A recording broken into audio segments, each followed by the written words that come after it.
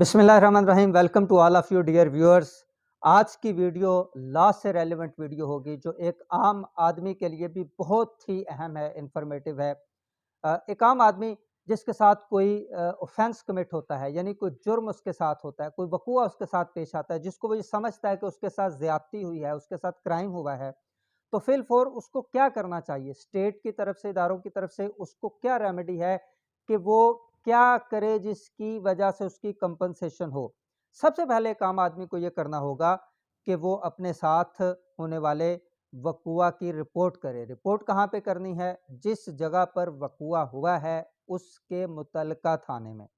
हर थाने की अपनी हदूद होती है। अगर आप किसी एक थाने की हदूद के अंदर हैं, तो उसी थाने में आप जाएँगे और वहाँ पे डेस्क पे जाके आप अपने साथ होने वाले वक़ूए के बारे में बताएँगे। बाज़-औक़ात खुदा न ख़ास्ता इस तरह का वक़ूआ होता है कि आप समझते हैं कि वहीं पे आपको फ़ौरन कॉल करनी चाहिए, तो आपको मालूम होना चाहिए कि हेल्पलाइन 15 पे आप कॉल करके अपने साथ होने वाले ऑफ़ेंस के बारे में इदारे को यानी पुलिस को आप आगाह कर सकते हैं। और इस सारे प्रोसेस को फर्स्ट इन्फॉर्मेशन रिपोर्ट कहते हैं, यानी वो पहली मालूमात जो उस वक़ूए के बाद आप किसी इदारे को देते हैं, वो मालूमात। इसको कानून की ज़ुबान में एफआईआर कहते हैं।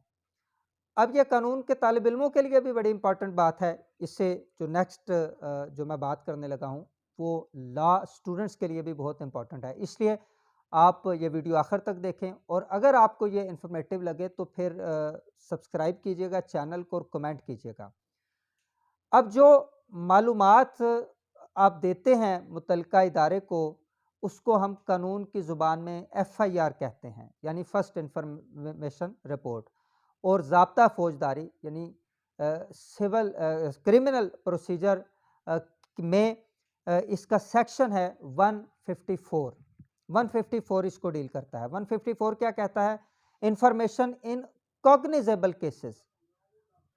कॉग्निजेबल केसेस वो होते हैं जिनमें पुलिस को ये इख्तियार होता है कि उनकी जब इंफॉर्मेशन दी जाती है पुलिस को, जब वो रिपोर्ट होते हैं, तो पुलिस दस्त अंदाजी कर सकती है। यानी दस्त से मुराद हाथ अंदाजी यानी दखल करना, यानी वो अपने इख्तियारात का इस्तेमाल करके अपने ड्यूटीज़ को परफॉर्म करने के लिए प्रोसीड कर सकती है। Information in cognizable cases. Cognizable cases के हवाले से जब मालूमात पुलिस को मिलती है, एवरी इंफॉर्मेशन, कोई भी मालूमात relating to the commission of a cognizable offence, cognizable offence से मुतल्लिका कोई भी मालूमात जब दी जाती है, इफ गिवन ऑरली, वो चाहे आप ज़ुबानी तौर पर देते हैं to an officer in charge of a police station के इंचार्ज को, जो भी वहाँ पे होता है, तो वो मालूमात रिसीव करने के बाद वो क्या करेगा? Shall be reduce to writing by him, वो लिखेगा उसको, वो पाबंद है इस बात का।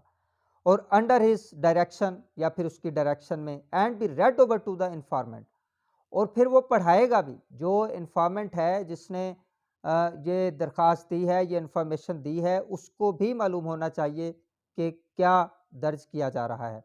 And every such information, whether given in writing or reduced to writing as aforesaid, shall be signed by the person giving it.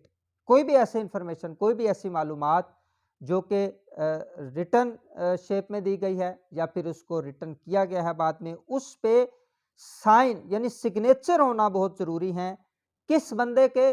जिसने वो इंफॉर्मेशन दी है। यानी जो भी इंफॉर्मेशन आएगी उसको रिड्यूस टू राइटिंग यानी लिख के उस पे इंफॉर्मेंट के, मालूमात देने वाले के सिग्नेचर करवाए जाते हैं।